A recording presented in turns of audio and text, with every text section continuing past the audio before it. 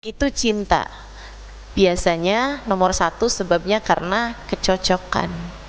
Imam Al-Ghazali dalam Ihya-nya juga menyebutkan sebab yang lain. Cinta itu bukan hanya karena cocok, akan tetapi karena indah. Karena indah, teman-teman. Kita tuh secara jibillah, secara watak, secara naluri, secara fitrah itu suka sama sesuatu yang bagus-bagus. Gitu ya. Suka sama sesuatu yang bagus-bagus, suka sama bunga lebih daripada sama bangkai. Kita nggak suka sama bangkai, gitu ya, karena menurut kita busuk rupanya, busuk baunya, begitu kan? Kita nggak suka gitu. Kita nggak suka sama suara teriakan. Kita lebih suka sama suara yang lembut, begitu ya, suara yang merdu, begitu kan? Kenapa gitu? Indah, teman-teman. Maka orang dengan suara yang indah, dengan tampilan yang cantik, tampilan yang cakep, ganteng gitu, akan lebih mudah disukai daripada yang tidak begitu. Kan begitu ya? Jadi dari yang nggak begitu gitu. Makanya kan kalau kita lihat-lihatin tuh anak-anak muda-muda gitu, suka sama aktor, artis, film misalnya gitu kan ya, karena kan ya, pasti yang disukain tuh yang tampang-tampangnya cakep-cakep, begitu kan, atau yang suaranya bagus-bagus gitu. Itu udah pasti tuh gitu, karena memang secara naluri manusia itu disukai, diberi sesuatu hal yang cakep-cakep. Tapi itu teman-teman saudaraku sekalian, yang disenengin sama badannya. Nah nanti itu kalau udah mengarah kepada otak, biasanya lebih kepada suka sama seseorang karena cara pandangnya, suka sama seseorang karena cara berpikirnya, gitu ya. Terlama-lama kalau udah ke hati gitu kan, sukanya sama Allah Subhanahu wa ta'ala, karena dia tahu bahwa ini indah, tapi penciptanya jauh lebih indah. Kayak Zulaikha. Tahu Zulaikha? Tahu. Siapa? Tangga sebelah rumah Ustazah. Ada yang namanya Mpok Zulaikha. Bukan itu maksud saya. Zulaikha ya, Imratul Aziz, istrinya Pak Aziz. istrinya Menteri Keuangan ya, zamannya Nabi Allah Yusuf alaihi salam. Itu teman-teman saya sekalian, Zulaikha itu kan seneng banget tuh sama Nabi Yusuf. Kenapa? Yaitu mata ya, karena sangat indah kan. Nabi Yusuf tuh kan cakep banget gitu. Cakepnya tuh cakep, istilah anak zaman sekarang, cakep gila gitu ya. Ya Allah, cakepnya tuh cakep banget gitu, kelewatan gitu kan. Nabi Allah Yusuf alaihissalam. Nah situ Zulaikha cinta kepadanya. Rasa cintanya membuat dia mau melakukan apapun untuk bisa mendapatkan Yusuf alaihissalam. Dan bahkan ketika seperti yang kita tahu, yang Allah ceritakan dalam Al-Quran ya, hiya rawadatni an nafsih, mengajukan dirinya kepada Nabi Allah Yusuf, ngajakin gitu kan, sampai dengan berbuat sesuatu yang haram. Teman-teman sekalian yang saya muliakan, ini Siti Zulaikha secara naluri aja emang suka sama orang-orang yang cakep gitu kan. Akan tetapi teman-teman, Zulaikha itu kan pada akhirnya menikah dengan Nabi Yusuf ya, walaupun kita nggak ada yang diundang pernikahannya. Ini saya pernah ditanya nih, ya Allah, ada masa-masanya tuh orang Jakarta sibuk sama Nabi Yusuf, kawin apa enggak sebenarnya sama Siti Zulaikha. Saya bolak-balik gitu hadir di majelis, ditanyain gitu, Ustazah, Nabi Yusuf tuh sebenarnya nikah nggak sih sama Zulaikha? Nah ini bingung kan, kita mau nyari datanya kemana coba?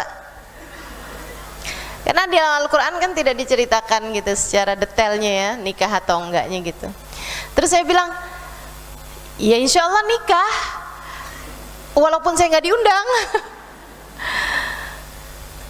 Emang kenapa? Saya bilang nggak, soalnya ada yang mengatakan bahwa Nabi Yusuf sama Siti Zulaikha tuh nggak pernah nikah gitu. Saya bilang kenapa sih orang ngeributin hal-hal yang nggak jadi pertanyaan, ya kan? Dikubur nggak akan ditanya loh, menurut kamu Zulaikha sama Nabi Yusuf kawin apa enggak? Nggak ada pertanyaannya itu ya. Ala kulli hal, akan tetapi teman-teman sekalian, menurut yang akurat gitu ya, menurut referensi yang akurat itu Nabi Yusuf menikah dengan Siti Zulaikha, kemudian memiliki anak, dan kemudian anaknya itu punya anak, berarti cucunya bernama Rahmah. Salah satu dari cucunya bernama Rahmah, dan itu adalah istri Nabiullah Ayyub alaihissalam yang rambutnya panjang, kemudian sempat pernah jual rambutnya untuk membeli makanan. Beliau memberi makan kepada Nabiullah Ayyub alaihissalam. Itu ya.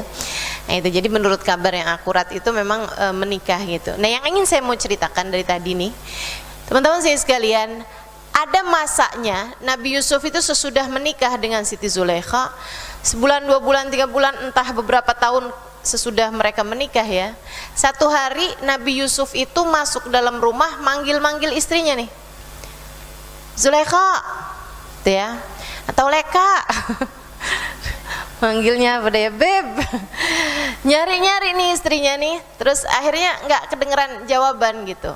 Dia buka kamar, dilihat istrinya sedang ibadah pada Allah SWT, sedang sholat pada Allah SWT. Tungguin Nabi Yusuf. Habis itu Nabi Yusuf bilang, kamu nggak dengar suara saya manggil-manggil nama kamu gitu? Oh, maaf Yusuf, saya nggak dengar gitu. Kata Nabi Yusuf, dulu aja kamu tuh ngejar-ngejar saya sampai kayak gitu. Sekarang gitu kan, saya datang ke rumah dicuekin gitu. Dia bilang, dzakal yawm kuntu ara Yusuf, kuntu arif Yusuf. Fi hadzal yawm ba'da ma araftu rabb Yusuf fala ahtaj ila Yusuf. Ya, ba'da ma araftu jamal rabb Yusuf fala ahtaj ila Yusuf. Waktu itu tuh aku belum kenal selain Yusuf, akan tetapi sudah aku mengenal Tuhannya Yusuf, aku tidak lagi terpesona dengan kecakapan Yusuf. Gitu teman-teman. Ba'da ma araftu Yusuf fala ahtaj, ba'da ma araftu rabb Yusuf fala ahtaj ila Yusuf. Sudah aku kenal sama Tuhannya Nabi Yusuf, aku nggak seberapanya sama Yusuf gitu, biasa-biasa aja gitu. Karena memang penciptanya jauh lebih indah daripada semuanya. Bukan indah secara fisik teman-teman, tapi hati merasakannya. Yang jatuh cinta pada Allah Subhanahu Wa Taala gitu kan, akan melihat semuanya jadi indah. Nah, ini kerennya nih. Gitu ya. Orang kalau jatuh cinta sama orang gitu kan, ngelihat nggak ada yang indah selain yang dicinta. Tapi kalau jatuh cintanya sama Allah, sebaliknya nih, ngelihat semuanya jadi indah karena dia tahu semuanya adalah ciptaan Allah. Gitu. Itu berarti tuh udah jatuh cinta tuh sama Allah Subhanahu Wa Taala, udah kenal cinta tuh sama Allah Subhanahu Wa Taala. Kalau kamu udah bisa ngelihat semuanya tuh jadi indah teman-teman, bukan hanya orang, akan tetapi pujian sama cacian jadi dua-duanya sama-sama indah di telingamu. Kalau udah kamu kenal sama Allah Subhanahu Wa Taala, jatuh cinta sama Allah Subhanahu Wa Taala, teman-teman saudaraku sekalian yang saya muliakan, bahkan baginya antara sehat sama sakit dua-duanya sama-sama indah. Antara dicinta sama dibenci dua-duanya sama-sama indah gitu. Buat orang-orang yang sudah kenal sama cinta, rasa cinta pada Allah Subhanahu Wa Taala Jalla Jalaluhu wa Ta'ala Azamatuh. Masya Allah. Kayak ada seorang perempuan lagi pas dia lagi mikirin Allah, dia lagi jatuh cinta sama Allah Subhanahu Wa Taala gitu. Suaminya pas pulang ngomel-ngomel gitu. Dia ngeliatin suaminya senyum. Suami bilang, saya tuh dari tadi lagi ngomel tau sama kamu, lagi marah-marah sama kamu malah senyum-senyum kayak begitu. Ya ampun bang, abang cakep banget dah. Saya tuh dari tadi lagi subhanallah kagum banget sama Allah, bikin hidung abang kembang kempis, mata abang tar melotot, tar ngecil, masya Allah banget ya bang. Mulut abang ntar gede, ntar kecil ya. Subhanallah, subhanallah bang, luar biasa Allah nyiptain abang nih bang. Masya Allah. Jatuh cinta sama Allah Subhanahu wa taala, teman-teman. Kamu bagaimana? Masih jauh nggak rasanya? Kalau masih jauh ya berarti kurang cinta. Bukan berarti nggak cinta ya. Insya Allah mudah-mudahan udah mulai kenal cinta sama Allah Subhanahu wa taala. Tapi kalau lama-lama tambah kenal, waduh luar biasa banget. Sehingga sekalian saya muliakan, tuh cinta karena keindahan. Jadi cinta itu satu karena kecocokan. Cocok itu dari yang paling dasar, cocok sama apa yang dimauin sama badan, kemudian cocok sama apa yang dimauin sama akal. Nah nanti itu nyampe kepada tingkatan cocok sama apa yang dimauin sama hati. Kalau udah cocok sama yang dimauin sama hati, itu orang kenal sama cintanya Allah Subhanahu wa taala. Jatuh cinta dia sama Allah Subhanahu wa taala, sebab hati itu nggak pernah lebih cocok daripada kepada Allah Subhanahu wa taala. Teman-teman sekalian, yang keduanya, orang tuh bisa cinta karena keindahan. Deh ya. Nah, kalau udah cinta karena keindahan, ini nih, yang paling dasar keindahan dari apa yang dilihat mata, apa yang didengar telinga, apa yang dirasa sama panca indera kita begitu kan. Itu yang pertama gitu.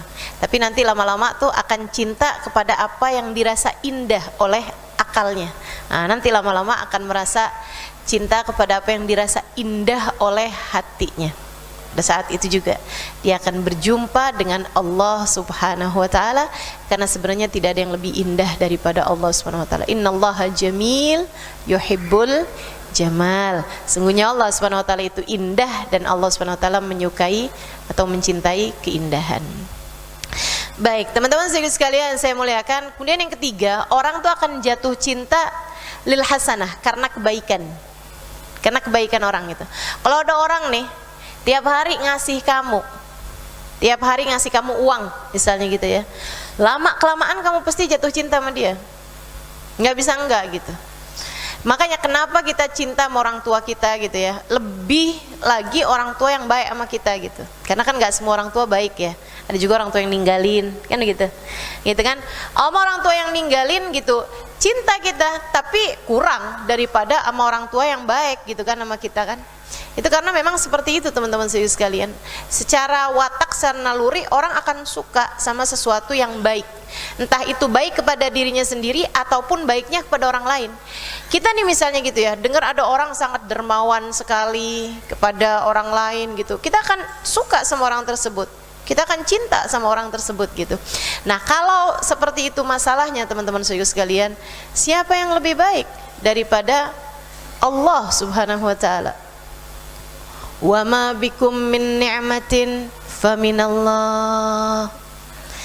Tidak ada sesuatu dari kenikmatan melainkan semuanya datangnya dari Allah. Wa in ta'uddu ni'matallahi la tuhsuha. Kalau kamu mau menghitung-hitung nikmat dari Allah Subhanahu wa taala, enggak ada yang bisa kehitung. Nah, makanya kalau dari tiga hal tersebut nih, dari kecocokan, dari keindahan, dan dari kebaikan, teman-teman sekalian, kamu akan tahu bahwa yang semestinya dicinta di atas segalanya adalah Allah Subhanahu wa taala. Allah Subhanahu wa taala. Karenanya mintalah terus cintanya Allah Subhanahu wa taala, dan mintalah kepada Allah agar hatimu dikaruniakan cinta padanya.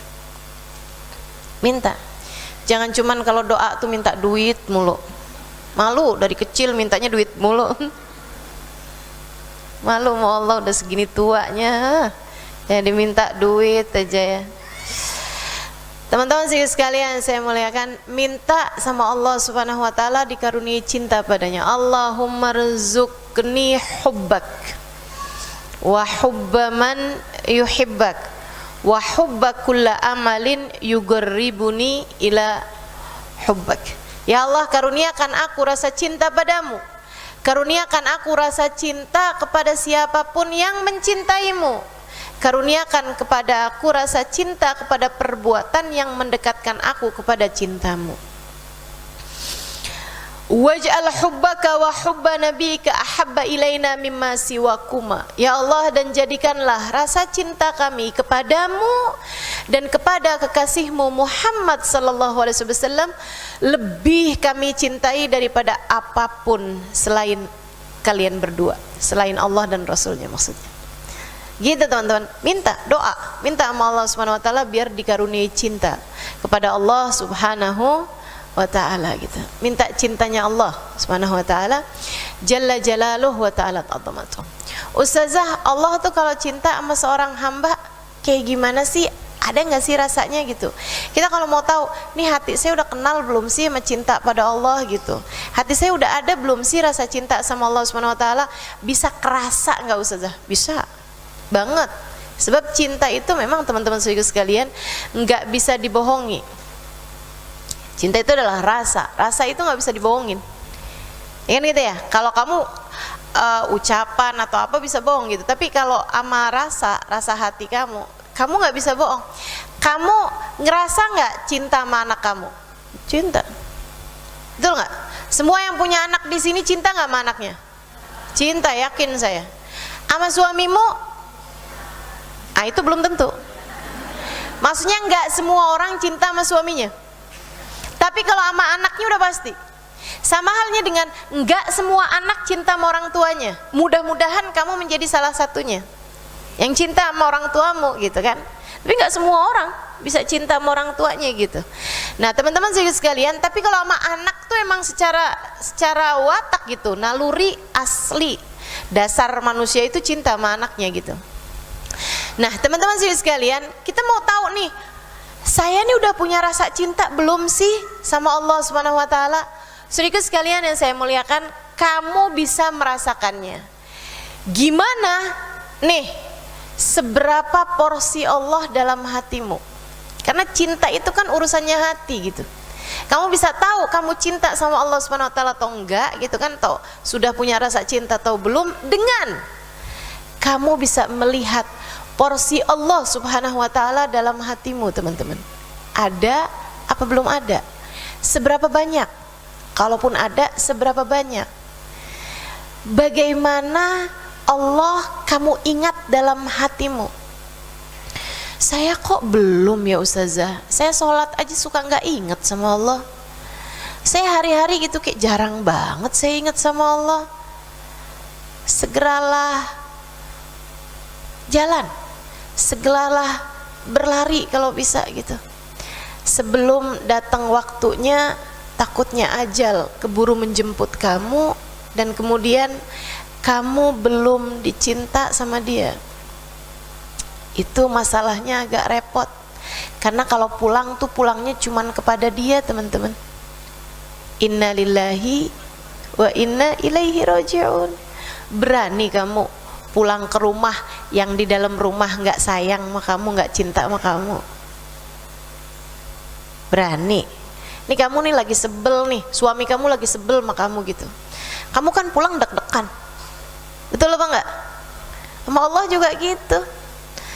Tapi kalau misalnya kamu tahu suami kamu kangen, suami kamu cinta gitu, kamu udah berapa hari nggak pulang karena kamu memang lagi ada urusan keluar kota misalnya gitu. Pas kamu pulang kan seneng, kan gitu ya. Anak kamu pas pulang dari sekolah di luar kota misalnya gitu, pas pulang kan seneng. Udah kamu masakin, udah kamu siapin, udah kamu iniin, udah kamu. Begitu dia datang, wah, kamu dekap dia gitu. Ya ampun nak, mama sayang sama kamu, mama kangen sama kamu nak. Kayak gitu teman-teman. Gitu. Demikian pula dengan orang yang kembali kepada Allah Subhanahu wa taala dalam keadaan Allah cinta padanya dan dia cinta pada Allah Subhanahu wa taala, yang ada adalah kebahagiaan yang sangat besar. Yang sangat besar.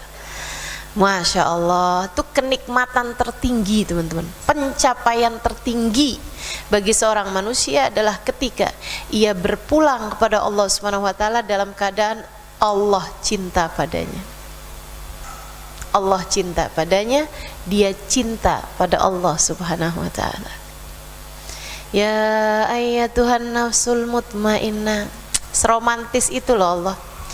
Wahai pemilik hati yang tenang, Kata Allah gitu, irji'i ila rabbik, pulang yuk, irji'i, balik yuk, ila rabbik, kepada Tuhanmu, radiyah, kamu cinta padanya, mardiyah, kamu dicinta olehnya, fadkhuli fi ibadi, nih aku udah siapin teman-teman buat kamu, masuklah kamu ke dalam golongan hamba-hambaku. Aku udah siapin sarana prasarananya buat kamu, bikin senang. Fadkhuli jannati, masuklah kamu ke dalam surgaku.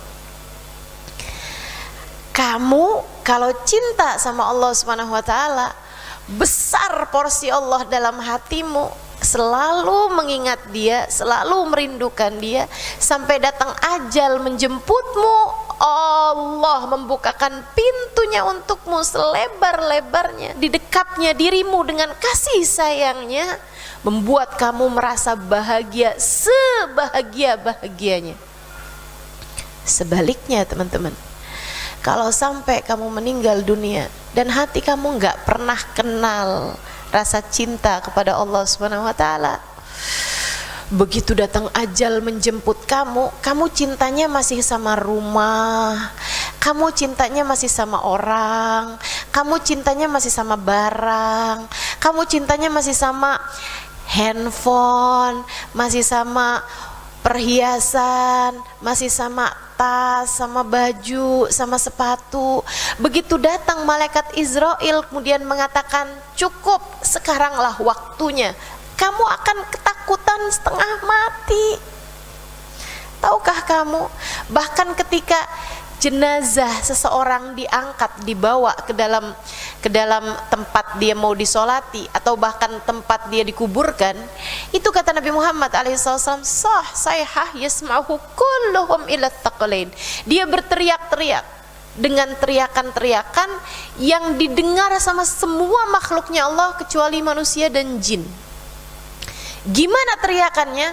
Kalau dia adalah hamba yang dicinta di sisi Allah Subhanahu wa taala, mau dibawa ke kuburan tuh, dia bilang begini, asri'u bi ila jannati rabbi rahman ghairu qadwan, buruan dong, buruan, jangan lelet-lelet, ayo cepetan, bawa saya yuk, cepetan, saya udah nggak sabar lagi untuk berjumpa dengan Allah Rahman ghairu qadwan.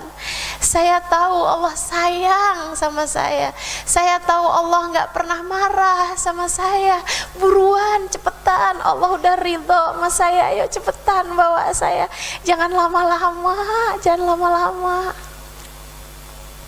Sebaliknya teman-teman, kalau yang dibawa ini ruh seseorang nggak pernah kenal cinta sama Allah Subhanahu wa taala, cintanya sama barang-barang, cintanya sama orang, cintanya sama sesuatu yang akan dia tinggalkan, begitu dia dibawa menuju ke dalam alam kuburnya, dia juga teriak-teriak, dia bilang, ya wailakum aina tadhhabuna bi. Dalam hadis Nabi Muhammad bercerita hal ini teman-teman. Ya wailakum aina tadhhabuna bi, kalian pada mau bawa saya kemana sih? Jangan dong, saya jangan dibawa kemana-mana, saya punya rumah, saya punya tempat tidur yang sangat nyaman, saya punya suami yang sayang, dan saya sayang sama dia. Saya nggak mau pergi ninggalin anak-anak saya, mereka sayang sama saya sayang sama mereka. Saya masih punya baju banyak, saya masih punya perhiasan, balikin saya ke rumah saya, tolong balikin saya ke rumah saya. Kemana kalian mau bawa pergi saya? Balikin saya takut.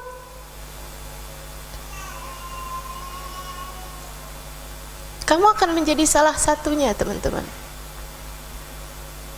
Mungkin 10-20 tahun yang akan datang, mungkin setahun 2 tahun yang akan datang, mungkin bahkan sebulan 2 bulan yang akan datang. Kita nggak pernah tahu. Karenanya jika kamu ngelihat, kok saya belum kenal ya rasa cinta sama Allah Subhanahu wa taala, cepetan putar balik, segeralah berputar arah. Carilah cintanya. Mau sampai kapan kamu kejar-kejar, nangis-nangis cinta dari manusia? Mau sampai kapan kamu kejar-kejar, merintih-rintih, nangis-nangis, sampai segala ibadahmu kamu minta hanya sekedar harta dunia? Dunia mah begini-begini aja, teman-teman saudaraku sekalian. Dunia mah segini-gini aja, teman-teman saudaraku sekalian. Dunia mah asli, senangnya tuh nggak jauh beda antara si kaya sama si miskin. Senangnya nggak jauh beda, teman-teman. Yang namanya rasa senang terhadap makanan itu, lauk paling enaknya lapar, teman-teman. Beneran asli, lauk paling enaknya lapar makanan itu. Asalkan kamu lapar, makanan apa juga jadi enak. Yang namanya tempat tidur paling nyaman adalah rasa kantuk. Kalau kamu ngantuk, kamu lelah, mau tidur di atas balai-balai juga enak banget. Kalau kamu lelah nih yang ada di pojokan udah kena angin gitu. Sampai ada yang ngomong sama saya, "Ustazah, napa dah Ustazah? Kalau di pengajian tuh ngantuknya enak banget." Ketiduran tuh kayak enak banget Ustazah rasanya gitu. Masya Allah. Karena memang tempat tidur paling nyaman adalah rasa ngantuk, teman-teman. Dunia mah sifatnya seperti ini, gak jauh beda kenikmatan yang Allah kasih kepada si kaya dengan si miskin. Sehingga sekalian yang saya muliakan, nih berkehidupan kita nih, badan kita nih nyamannya bukan sama baju kok, nyamannya sama sehat. Betul apa enggak? Begitu kamu sehat gitu kan, enak-enak aja pakai baju apa juga. Tapi begitu kamu nggak sehat, Masya Allah, mau pakai yang paling adem, mau pakai yang kayak gimana gitu, lagi demam nih, berasanya panas, mau ada di mana juga, bukan begitu? Maka teman-teman saudaraku sekalian yang saya muliakan, mau sampai kapan kamu mau ngejar-ngejar orang? Mau sampai kapan kamu mau ngejar-ngejar barang? Mau sampai kapan yang ada dalam pikiranmu hanya sekedar angka-angka dari dunia ini? Angka-angka nilai saldo kamu di rekening ATM. Mau sampai kapan, teman-teman sekalian? Bukankah udah semakin dekat waktumu untuk menghadap kepadanya? Atas nama cinta saya sampaikan padamu, jangan berani mati kalau nggak bawa cinta kepada Allah, sebab hanya kepadanya kamu kembali. Jangan berani mati kalau nggak bawa rasa cinta pada Allah Subhanahu wa Ta'ala, sebab hanya kepadanya kamu kembali. Teman-teman saudariku sekalian yang saya muliakan, di dunia ini kamu kalau ditutup dari satu pintu, kamu masih bisa pergi ke tempat yang lain, teman-teman.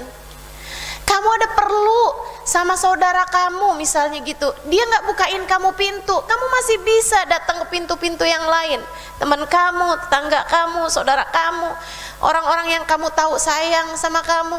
Tapi kalau kamu mati, kamu cuma datang kepada Allah Subhanahu wa Ta'ala. Kalau Allah menolakmu, Allah menutup pintu darimu, ke pintu siapa kamu akan datang?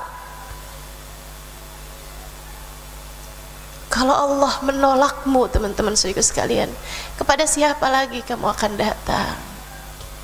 Maka jangan berani mati sebelum kamu punya rasa cinta pada Allah Subhanahu wa Ta'ala. Cintai Allah, cintai Allah, cintai Allah. Maksudnya gimana dah rasanya biar saya cinta sama Allah Subhanahu wa Ta'ala? Yuk belajar sekarang. Mana rasanya biar cinta sama Allah Subhanahu wa Ta'ala? Cara nomor 1, fadhkuru ala Allahi la'allakum tuflihun. Kata Allah, fadhkuru ala Allah, inget-ingetin nikmat-nikmat dari Allah Subhanahu wa Ta'ala. La'allakum tuflihun, niscaya kamu akan beruntung. Ini dalam hidup kamu nih, saya tahu kamu pasti pernah mengalami hari-hari yang berat. Kamu pernah terpuruk, kamu pernah terjatuh, bahkan mungkin bukan cuman jatuh, nyungsep. dalam kehidupan. Bukan begitu? Tapi bahwa sampai sekarang kamu bisa ada di masjid ini, duduk mendengarkan saya di sini, artinya kamu masih baik-baik saja, bukan?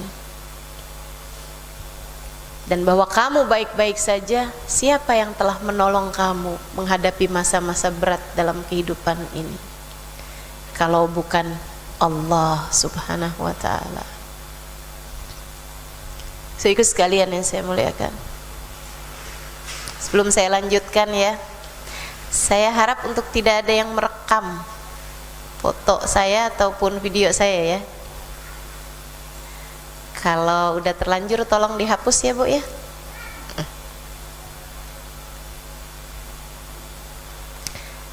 Rekamnya suara aja nggak apa-apa. Muka saya nggak gitu manfaat kok. Suara saya lebih manfaat insya Allah untuk obat penyakit insomnia. Banyak yang suka bilang sama saya, Ustazah, saya sering mimpi Ustazah. Saya bilang, iya saya tahu. Nah kamu kalau mau tidur dengerin saya, oh Ustazah. Terutama kalau saya nggak bisa tidur Ustazah, saya dengerin Ustazah kayaknya baru salam aja udah ngantuk dah saya. Terakhirnya dengerin suara saya ya, pantas aja ngemimpiin saya ya. Baik, teman-teman sekalian saya muliakan, fadhkuru ala Allah la'allakum tuflihun. Inget-ingetin nikmatnya Allah subhanahu wa ta'ala kepadamu. Kamu pasti akan merasa betapa sangat beruntungnya dirimu. Bu, Dek, Kak, Allah kasih sama kamu apa sih yang enggak? Kamu dikasihnya keluarga, kamu dikasihnya kesehatan. Ada sih sakit-sakit, tapi kalau kamu hitung-hitung hari kamu sakit sama hari kamu sehat, banyakan mana? Banyakan sehat. Kamu enggak kurang-kurang. Allah enggak pernah lupa ngasih sama kamu hembusan nafas. Begitu mudahnya kamu bernafas, teman-teman saudaraku sekalian. Tapi kamu suka lupa, makanya sama Allah tuh tahun kemarin tuh, sama Allah dikasih orang pada susah nafas biar pada ingat betapa selama ini Allah memberikan nafas dengan begitu mudah kepada kita sekalian, meskipun kita lupa mensyukurinya. Sampai tabung gas oksigen dijual mahal. Buat Allah subhanahu wa ta'ala ngasih inget sama kita, kamu berapa tahun hidupmu itu aku udah kasih oksigen gratis, semurah-murahnya, semudah-mudahnya. Teman-teman saudaraku sekalian yang saya muliakan, apa yang Allah gak kasih sama kamu? Dikasih makan, Allah gak pernah lupa kasih kamu makan, betul gak? Bahkan dari sejak kamu masih berada dalam rahim ibumu, teman-teman, Allah gak pernah lupa kasih kita rezeki, kasih kita makanan, kasih kita minuman. Saudaraku sekalian yang saya muliakan, nikmat Allah subhanahu wa ta'ala kalau kamu hitung-hitung gak ada yang bisa ngitung. Dan dari nikmat segitu banyaknya, segitu besarnya, Allah balas. Allah nggak pakai ada permulaan, nggak pakai ada apa-apa, ngasih kepada kita sekalian keimanan kepadanya. Di saat jutaan orang, bahkan miliaran orang di atas muka bumi ini tidak diberi hal yang sama seperti kita. Miliaran orang di atas muka bumi ini hidup dengan hembusan nafas darinya tanpa mereka tahu siapa yang memberikannya selama ini.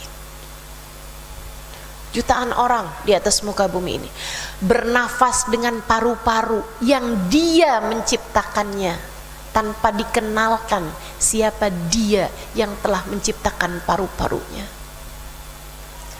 Jutaan orang di atas muka bumi ini, miliaran orang di atas muka bumi ini, teman-teman saudara sekalian, makanan masuk ke lambungnya, dicerna oleh lambungnya tanpa mereka tahu produk siapa lambung yang melekat dalam tubuhnya tersebut. Kenapa nggak dikasih tahu? Karena mereka tidak sebegitu bernilai dalam pandangannya. Dia merasa mereka tidak perlu tahu siapa aku, karena mereka bagiku bukan sesuatu. Akan tetapi ketika Allah menciptakan dirimu, Allah mau kamu tahu siapa dia, teman-teman, karena dia mencintaimu lebih daripada yang lain, sehingga dijadikannya kamu bahkan berada dalam rahim seorang muslimah, seorang mukminah, yang ketika kamu lahir, ayahmu sebelum mengenalkan siapapun, mengenalkan dulu siapa dia yang telah menciptakanmu. Ketika tangis pertamamu di atas muka bumi ini, ayahmu telah berkata Allahu Akbar, Allahu Akbar di telingamu. Allah maha besar nak, Allah maha besar nak, buat ngingetin kamu dan ngingetin dirinya sendiri. Kamu menangis keluar di atas muka bumi ini karena takut. Biasa berada dalam kehangatan rahim ibumu, kemudian kamu keluar kedinginan.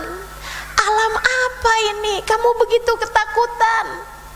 Akan tetapi ayahmu segera menenangkanmu dengan berkata Allahu Akbar, Allahu Akbar. Nak, kamu takut kan? Sama, ayah juga takut. Bagaimana nanti membesarkanmu, bagaimana nanti menyekolahkanmu, bagaimana nanti melindungimu. Ayah juga takut, ibu juga takut. Tapi tenang nak, bersama dengan kita ada Allah yang maha besar. Tenang nak, bersama dengan kita ada Allah yang maha besar. Sebelum kamu diperdengarkan suara apapun di atas muka bumi ini, kamu sudah diingatkan dengan rahmatnya, dengan kasih sayangnya kepada kamu. Tenang, tenang, tenang, jangan takut, jangan panik, jangan nangis, jangan sedih. Bersamamu ada Allah yang maha besar. Dia mampu melindungimu, dia mampu menghiburmu, dia mampu memberimu, dia mampu mencukupimu. Asyhadu an la ilaha illallah. Nah, saksikanlah tidak ada Tuhan selain Allah. Penciptamu Allah, yang membuatmu lahir di atas muka bumi ini Allah, bukan ayahmu, bukan ibumu. Kami nggak ikut-ikut serta nak membuat pita suaramu. Kami nggak ikut-ikutan serta nak menciptakan kerangka kepalamu. Kami nggak ikut-ikut serta nak apalagi menciptakan otakmu. Kami nggak ikut-ikut serta nak menciptakan seluruh jaringan sel dalam tubuhmu. Yang menciptakan semuanya Allah. Karena kamu berarti, maka Allah menjadikanmu kenal padanya. Karena kamu bernilai, Allah segera mengenalkan dirinya kepadamu, bahkan dari sejak kamu lahir, teman-teman. Sehingga ruhmu gak perlu mencari-cari, sehingga ruhmu gak harus kenal sana kenal sini, udah langsung dikasih tahu. Yang dulu ruhmu pernah mengadakan perjanjian dengan Allah, saksikanlah bahwa dia adalah Tuhanmu, namanya Allah. Habis itu dikenalin jalannya. Kamu pengen deket sama dia? Asyhadu anna Muhammadar Rasulullah. Saksikanlah nak, di atas muka bumi ini, jalanmu, panduanmu, imammu, pimpinanmu, dalam menuju kepada Allah Subhanahu wa taala, nabi yang Allah utuskan kepadamu, rasul adalah Muhammad sallallahu alaihi wasallam. Asyhadu anna Muhammadar Rasulullah. Ikuti jalannya, kamu akan ketemu sama Allah Subhanahu wa taala. Sebab semua jalan selain jalan Nabi Muhammad adalah jalan yang salah, adalah jalan yang sesat, enggak menuju kepadanya. Jalannya adalah jalan kekasihnya, Nabi besar Muhammad sallallahu alaihi wasallam. Udah kasih tahu. Jadi kamu kalau ikut majelis, rasa-rasa aja.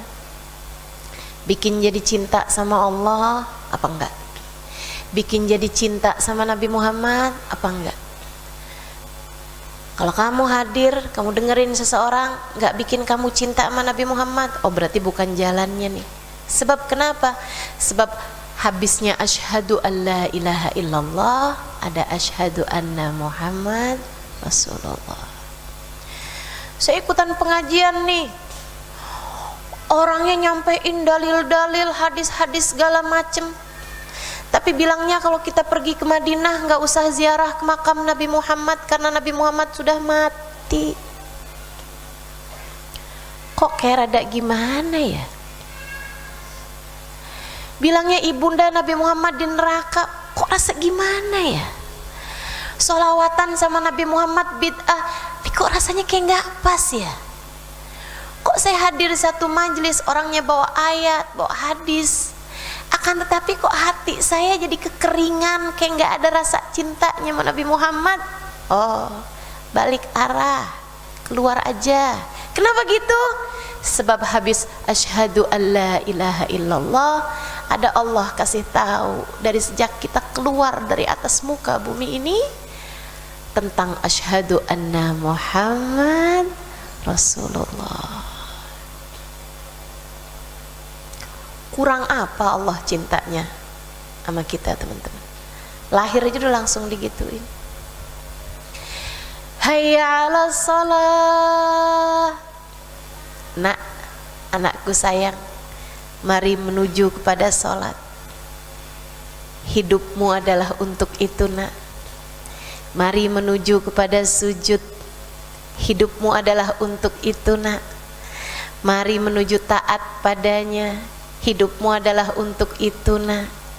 Allah udah langsung ngasih tahu sebelum kamu sempat nanya-nanya. Dari kamu keluar di atas muka bumi ini, Allah udah ngasih tahu buat apa kamu hidup. Kamu hidup sebentar, buat apa? Buat sujud. Kamu hidup sebentar, buat apa? Buat taat. Kamu hidup sebentar, hidup cuman sebentar, cuman mampir, teman-teman. Mampir apa? Mampir sujud di atas muka bumi ini dari tahun sekian sampai tahun sekian. Mampir taat sama Allah. Mampir kangen sama Allah. Mampir cinta sama Allah. Mampir nunjukin diri bahwa ya Allah, aku adalah hamba-Mu. Hayya 'alas shalah, hayya 'alal falah. Kalau kamu taat, kalau kamu sujud, kalau kamu kenal sama Allah, kenal sama Nabi Muhammad, kamu ibadah kepadanya, hayya 'alal falah. Kamu menuju kepada keberuntungan hidup. Dikasih tahu hasilnya. Kamu sholah, kamu falah. Gitu, teman-teman saudaraku sekalian. Begitu sangat cintanya Allah Subhanahu wa taala kepadamu.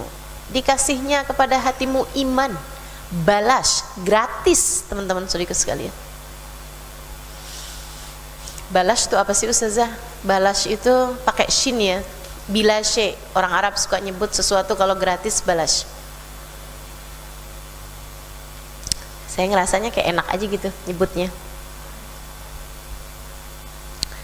Sehingga sekalian saya muliakan, Allah ngasih sama kita hal-hal yang indah-indah, yang gak dikasihnya sama yang lain-lain.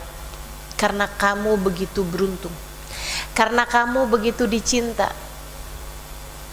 Subhanallah, subhanallah.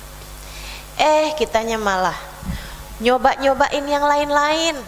Kitanya malah, tapi kayaknya enak loh itu. Kenal-kenal rasa cinta sama orang, kenal-kenal rasa cinta sama manusia. Akhirnya kemudian kita bergeser dari cinta kepada Allah jadinya cinta sama orang. Apa yang Allah Subhanahu wa taala lakukan pada saat itu? Allah jadikan hatimu kecewa karena Allah mau kamu hanya cinta padanya. Sebegitu sayangnya Allah sama kamu, teman-teman. Berapa banyak kamu kecewa sama cinta manusia? Nggak pernah apa? Kecewa sama cinta sama manusia? Sering kan?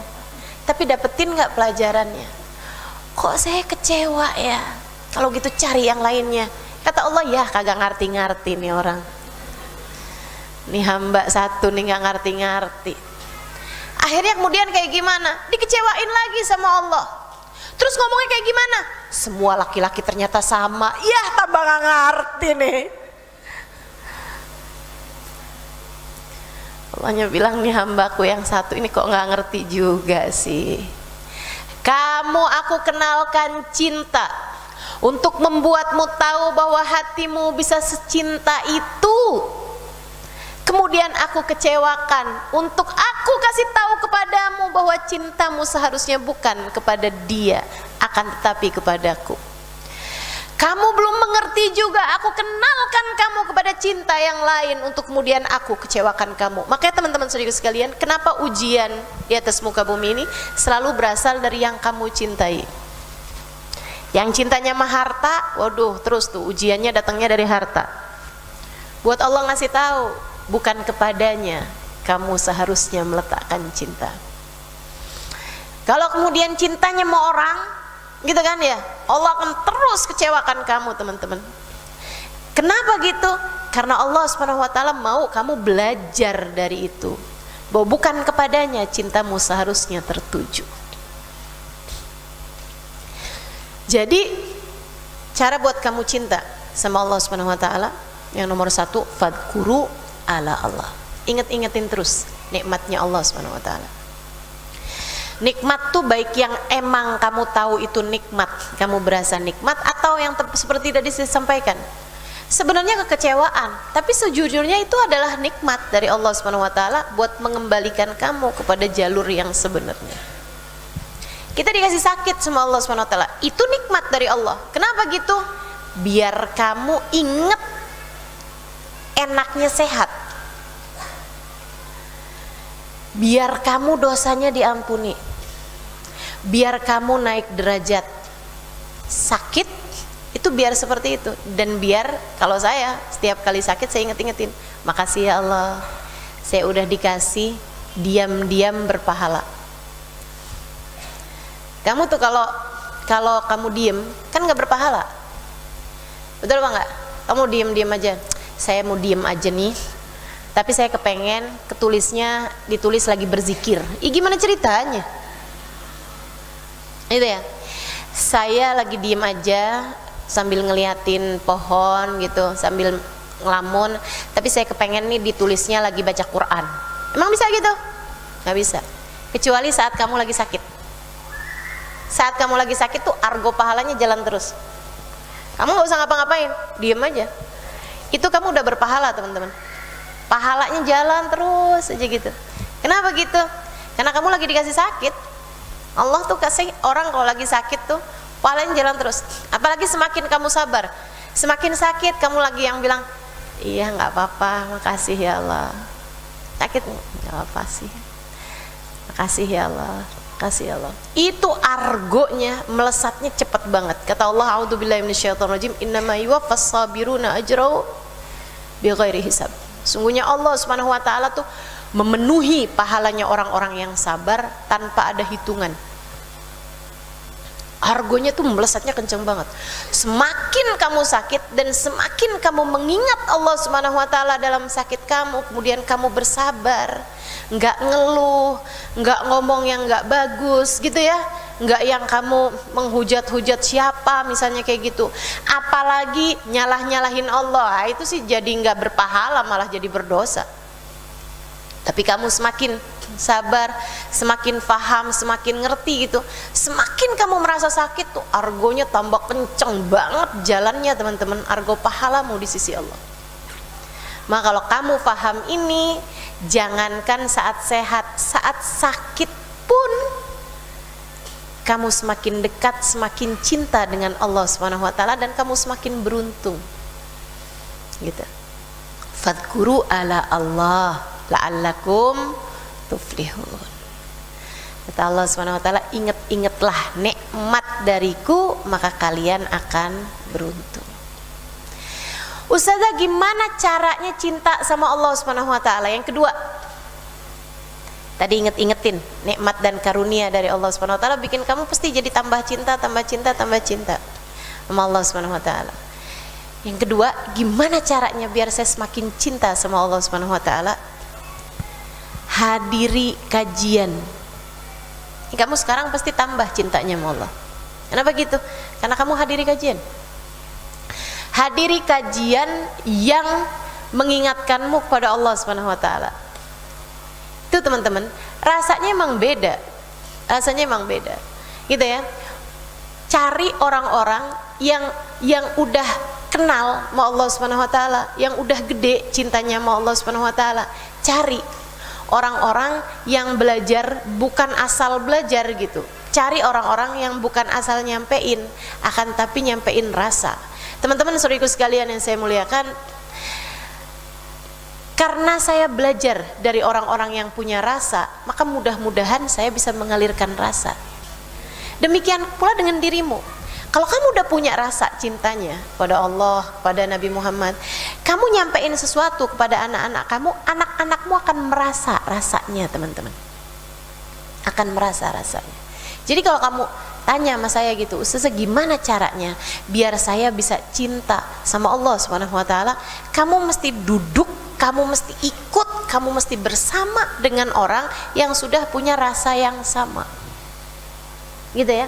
Itu dengan kamu duduk bersama dengan mereka, tuh kamu kayak lagi nih ya, kayak kamu lagi dikasih, misalnya gitu, ada orang-orang yang bisa ngomong kayak begini nih, buah-buahan tuh rasanya enak loh gitu. Ada orang-orang yang bisa ngomong kayak begitu. Tapi kalau kamu duduk dengan orang yang punya rasa, itu sama kayak kamu pergi ke tukang buah, kemudian tukang buahnya itu ngasih tahu, ini loh dukuh, cobain gitu. Kamu bisa langsung ngerasain rasanya dukuh dengan kamu duduk bersama dengan orang yang sudah memiliki rasa tersebut, teman-teman sekalian. Saya salah satu di antara orang-orang beruntung itu yang pernah duduk-duduk dengan orang-orang tercinta di sisi Allah, mencintai Allah Subhanahu wa taala. Saudaraku sekalian yang saya muliakan, mereka nggak harus pegang mic kayak saya hanya bisa nyampein aja nih gitu. Akan tetapi mereka tuh duduk ngobrol, ya Allah, ya Allah, itu tangki cinta bisa luar biasa banget nambahnya. Gimana enggak coba? Saya duduk dengan salah satu di antara mereka, namanya Hubabah Umairah, atau orang sebut nama aslinya sebenarnya Hubabah Rugayyah ya, tapi beliau karena kecintaan ayahnya yang seorang wali min auliyaillah, ayahnya menjadikan beliau juga tuh perempuan ini mungkin nggak belajar banyak-banyak tentang ilmu-ilmu tafsir Quran, ilmu-ilmu hadis, ilmu-ilmu apa, tapi ilmu rasanya dapat banget tuh dari orang tuanya, menjadikan beliau Babah Rugayyah ini. Saudaraku sekalian yang saya muliakan, itu rasa cintanya kepada Allah Subhanahu wa taala luar biasa. Saya datang kepada beliau, habis itu saya bilang sama beliau, saya baru nikah waktu itu sekitar 1 tahun ya. Saya bilang sama beliau, Babah, doain dong, saya udah nikah nih, doain biar saya punya anak. Babahnya nanya gini, Halimah, kamu pengen punya anak? Iya. Buat apa? Ini kan, pernah nggak kamu minta doa, misalnya Ustazah doain dong saya biar dapat jodoh? Ada nggak Ustazah yang nanya buat apa? nggak? Ini emang orang-orang yang hatinya ke Allah nih, hatinya udah full cintanya kepada Allah Subhanahu wa taala, bisa nanya sama kita tuh sesuatu hal yang aneh gitu. Nah kan saya bingung ya ditanya, saya doain saya biar punya anak, dia malah balik nanya gitu, pengen punya anak. Nah, buat apa? Buat apa ya? Buat apa ya anak ya? Coba buat apa coba anak? Bingung kan kita ditanya gitu ya. Dan karena saya ustazah, jadi kan alasannya kan harus agak-agak religius lah gitu kan. Saya bilang, biar ada yang mendoakan saya kalau saya meninggal dunia. Iya nih kan. Betul nggak sih ibu-ibu rata-rata kan kalau ditanyain urusan anak kan kayak gitu. Inti tederisin halah. Tahu Baba gitu. Kamu ngajar kan selama ini? Iya Baba, saya ngajar. Nah, yang kamu ngajarin tuh Halimah, kira-kira kalau kamu meninggal dunia, mereka doain kamu apa enggak? Ya doain sih kayaknya. Doain nggak ibu-ibu? Kok yakin banget saya meninggal duluan?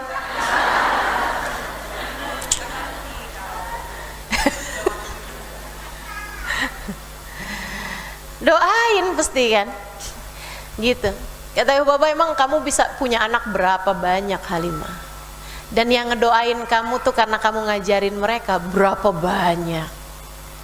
Kamu mau gitu, maksudnya kayak ibu Baba tuh kayak nanya, yang kamu mau yang ngedoain kamu cuman 7 orang 6 orang gitu, dibandingkan dengan yang ngedoain kamu ribuan orang gitu ya. Mauan segitu apa mauan 600.000? Ya mauan 600.000 ya kan begitu ya. Jadi kan kamu sebenarnya nggak perlu anak Halimah. Tapi doain saya Baba. Buat apa? Aduh, gimana lagi nih alasannya nih? Biar ada yang melanjutkan dakwah saya kalau saya meninggal. Katanya Hubabah, nah itu yang kamu ajarin apa nggak ngelanjutin dakwah kamu kalau kamu meninggal? Iya juga ya, apalagi alhamdulillah nih kan ada YouTube, ada Instagram. Walaupun saya meninggal kan mereka akan terus ngelanjutin, betul nggak?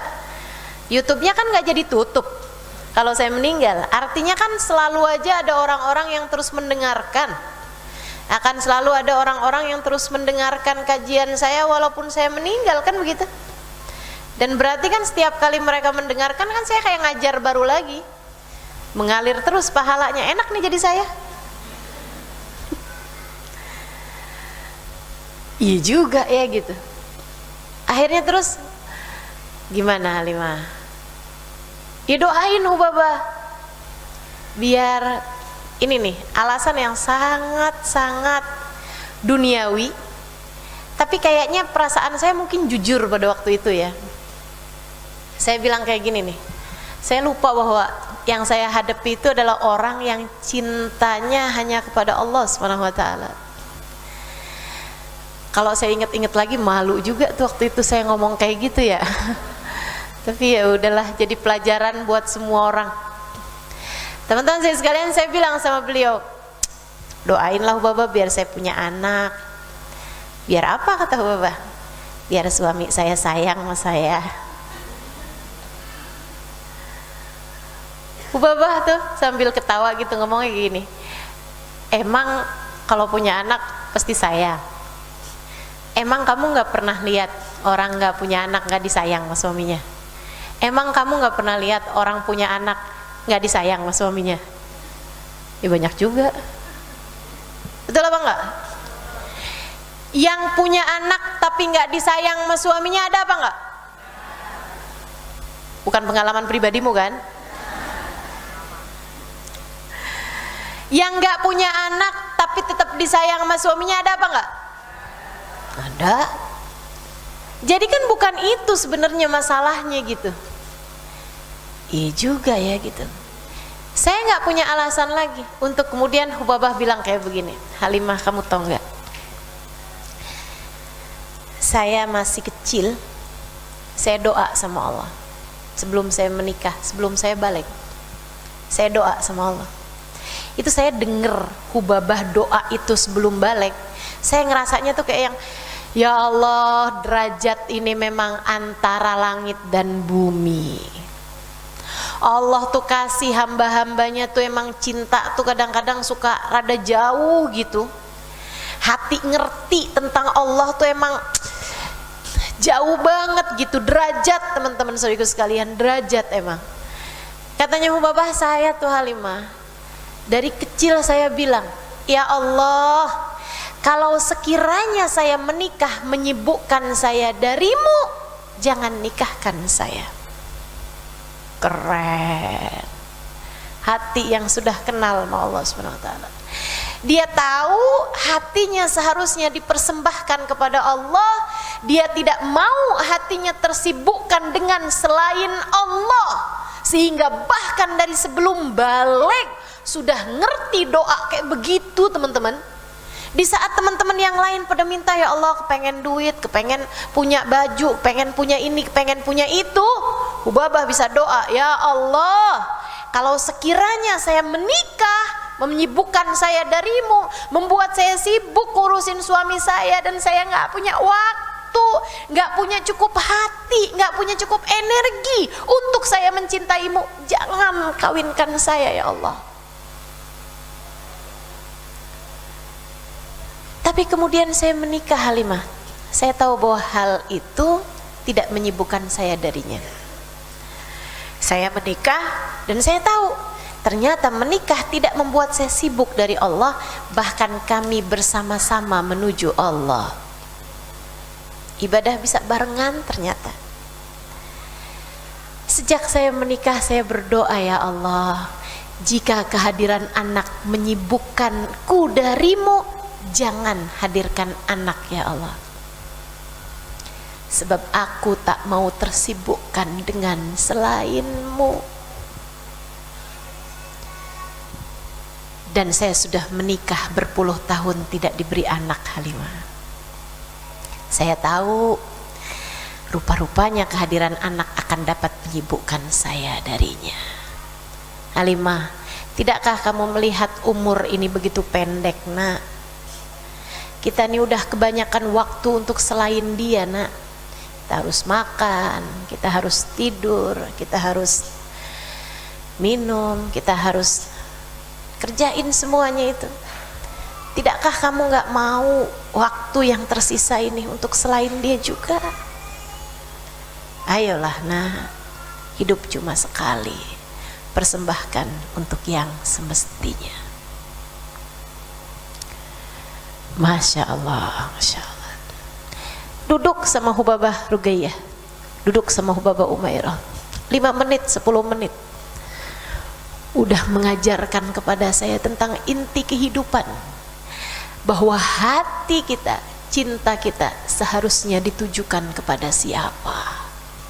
Kepada yang tidak akan pernah meninggalkanmu sampai kapanpun, kepada yang akan bersamamu sampai kapanpun, kepada yang dunia beserta akhirat adalah dalam genggamannya, berada dalam kendalinya, kepada yang rasa hatimu berada dalam genggamannya. Inna qalbal insan baina usbu'ain min asabi'ir rahman. Kata Nabi Muhammad, sungguhnya hati manusia berada di antara 2 jari dari jari jemarinya Allah Subhanahu wa taala. Ia gerakan seperti yang ia kehendaki. Teman-teman saudariku sekalian yang saya muliakan, itu adalah tips paling indah. Kalau kamu pengen dapat cintanya Allah Subhanahu wa taala, duduklah bersama dengan ahlillah, duduklah bersama dengan orang yang sudah kenal cinta pada Allah Subhanahu wa taala. Kemudian yang terakhir, teman-teman saudariku sekalian saya muliakan, pengen mencintai dan dicintai Allah Subhanahu wa taala, cara yang terakhirnya cintai kekasih Allah. Cintai hamba-hamba yang dicintai oleh Allah Subhanahu wa taala. Wa fi muqaddimihim, yang paling tingginya, yang paling utamanya bagindamu Nabi besar Muhammad sallallahu alaihi wa ala alihi wasallam. Cinta padanya membawamu mencintai Allah Subhanahu wa taala. Cinta padanya membawamu dicintai oleh Allah Subhanahu wa taala. Jadi jangan salah, jangan salah kaprah. Kalau ada orang bilang sama Nabi Muhammad tuh jangan berlebihan, nanti kamu jadinya mengkultuskan Nabi Muhammad, jadinya kamu menduakan Allah dengan Nabi Muhammad. Ini dia lagi kagak ngerti nih. Orang yang ngomong kayak gitu berarti dia lagi nggak ngerti, dia nggak paham urusan. Itu sama aja kayak ngomong kayak begini, kalau kamu mau ke Singapura jangan pergi ke bandara. Maksud kamu suruh naik apa? Odong-odong. Kalau kamu mau ke Singapura ya kamu mesti naik pesawat. Kalau kamu mau naik pesawat, naiknya dari bandara. Kamu mau menuju ke Singapura, ya kamu mau menujunya adalah dengan pergi ke bandar udara, teman-teman serius sekalian. Itu jalannya. Sama kayak kalau kamu mau mencari Allah Subhanahu wa taala, jalannya kepada Allah itu adalah Nabi besar Muhammad. Babullah, pintu menuju Allah Subhanahu wa taala. Karenanya Allah Subhanahu wa taala mengatakan, "Qul in kuntum tuhibbunallah." Ini kurang jelas apa nih? Qul in kuntum tuhibbunallah fattabi'uni yuhibbukumullah wa yaghfir lakum dunubakum. Kata Allah Subhanahu wa taala dalam Al-Qur'an, bilangin Muhammad sama umat kamu tuh, bilangin tuh sama semuanya tuh. Sama semuanya. Mau yang kerudungannya pendek, kerudungannya panjang, bilangin. In kuntum tuhibbunallah. Kalau kalian mencintai Allah, kalau kalian nyari cintanya Allah, kalau kalian pengen dicinta sama Allah Subhanahu wa taala, fattabi'uni, ikuti aku. Kita nggak mungkin bisa ngikutin Nabi Muhammad kalau kita nggak tahu Nabi Muhammadnya di mana. Kan begitu ya? Cari dulu Nabi Muhammadnya. Cari dulu cinta Nabi Muhammad sallallahu alaihi wasallam. Deketi Nabi Muhammad sallallahu alaihi wasallam. Hadirkan Nabi Muhammad dalam hidupmu. Cintai, sayangi Nabi Muhammad. Kalau udah kamu sayangi, kamu ada di belakangnya teman-teman, fattabi'uni, ikuti aku, kata Nabi Muhammad. Yuk, sini yuk, belakang saya, yuk. Yuhibbukumullah. Kata Allah, kalian pasti dicinta sama Allah. Ini jalan menuju cintanya Allah adalah lewat Nabi besar Muhammad sallallahu alaihi wasallam. Gak ada jalan lain. Ustazah, kalau ulama, ya ulama-ulama yang ada di belakangnya Nabi Muhammad. Makanya jangan asal nyari ulama. Pastikan ulamanya yang ada di belakang Nabi Muhammad. Taunya dari mana Ustazah? Semuanya ngaku paling sunnah kok. Semuanya ngakunya paling ngikutin sunnah. Yang setiap kali kamu hadir di sana, kamu merasakan cintamu kepada Nabi Muhammad bertambah. Setiap kali kamu mendengarkannya, kamu merasa cintamu kepada baginda Nabi Muhammad bertambah. Tuh ikuti jalannya. Ikuti jalannya. Teman-teman sekalian, membawamu kepada cinta kepada Nabi Muhammad, Nabi Muhammad membawamu kepada cinta kepada Allah Subhanahu wa taala. 3 hal itu, teman-teman sekalian, kamu kalau ikutin maka akan membawamu kepada dicintai dan mencintai Allah Subhanahu wa taala. Yang pertama, inget-ingetin nikmat dari Allah Subhanahu wa taala yang selama ini kamu telah bergelimangan dengan kenikmatan tersebut. Enggak kok Ustazah, saya banyak susahnya. Kamu aja yang kurang pinter liatnya. Seperti yang tadi saya sampaikan, sakit aja nikmat kok buat hambanya Allah, tapi ya kan begitu ya, buat kita. Tapi kalau buat yang lain-lain yang nggak kenal sama Allah ya sakit-sakit, tapi buat kita sakit tuh nikmat. Karena itu adalah sarana Allah ngapusin dosa, sarana Allah naikin derajat, sarana Allah membuat kita diam-diam berpahala. Kemudian yang kedua, hadiri majelis, deketi, duduk-duduk dengan orang yang sudah punya rasa cinta kepada Allah Subhanahu wa taala, teman-teman. Sekurangnya dengerin, banyak kok di YouTube, banyak tuh para ulama-ulama yang cinta pada Allah Subhanahu wa taala, kamu dengerin, teman-teman saya sekalian. Kemudian yang ketiga, ya, cintai Nabi Muhammad, cintai para ulama, cintai orang-orang soleh yang mendekatkanmu kepada cinta Allah Subhanahu wa ta'ala. Rabbana zalamna anfusana wa illam taghfir lana wa tarhamna lanakunanna minal khasirin. Rabbana atina fid dunya hasanah fil akhirati hasanah wa qina adzabannar. Da'wahum fiha subhanakallahumma wa tahiyyatuhum fiha salam. Akhiru da'wana anil hamdulillahi rabbil. Mudah-mudahan bukan cuman enak didengerin tapi juga bisa diamalkan. Mudah-mudahan dikasih hidayah demi hidayah dari Allah Subhanahu wa taala sehingga dapat menjalaninya sesuai dengan apa yang Allah Subhanahu wa taala inginkan. Semoga Allah Subhanahu wa taala mengenalkan dirinya kepada kita dan mengenalkan kita kepadanya. Ala hadhihi niyyah bi kunniyatin salihah jami'ah syamilah la hadratin Nabi Muhammad sallallahu alaihi wa alihi wasallam. Al-Fatihah.